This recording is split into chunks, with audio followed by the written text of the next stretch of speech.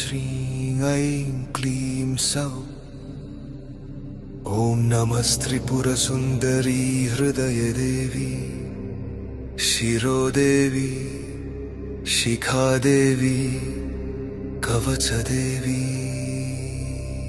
सर्वसिद्धिप्रदे सर्वसम्पत्प्रदे सर्वप्रियङ्करी सर्वमङ्गलकारिणी।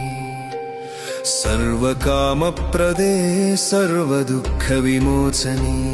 सर्वमृत्युप्रशमनी सर्वविघ्ननिवारिणी।